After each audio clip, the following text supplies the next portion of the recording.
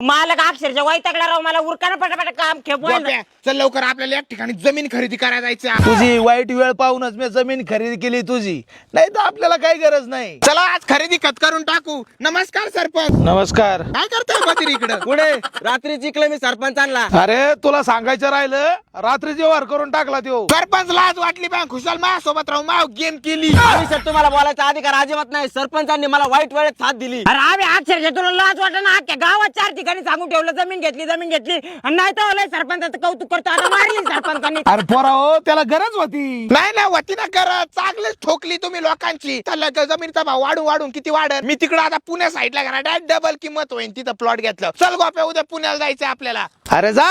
हे बघ आता आपण इथं प्लॉट घेऊन टाकणार आहे. अरे भाऊ, आम्ही पुण्या साईडला प्लॉट घेणं काय सोपं आहे का? ते सरपंचाच्या जिरवायच्या ना स्वतःची जिरून बसेल. किती महाग असं प्लॉट? भाऊ इथे एकदम स्वस्त आहे, फक्त आणि फक्त 75,000 रुपयांनी इथं गुंठ्यानी प्लॉट भेटतोय. खरंच का काय? हे बघ तलाव, केवढा मोठा तलाव आहे इथं. आयला मग इथं तर पाण्याचं अजिबात टेन्शन नाही. मग तू आता एवढ्या लांब येऊन एकच गुंठा घेतलाय का आब्या? भाऊ 11 गुंठे घेतलेत मी डायरेक्ट. आयला मग 11 गुंठ्याला मरणाचे पैसे लागले असते. भाऊ डिस्काउंट मध्ये 11 गुंठे फक्त 8 लाख रुपयात भेटलेत.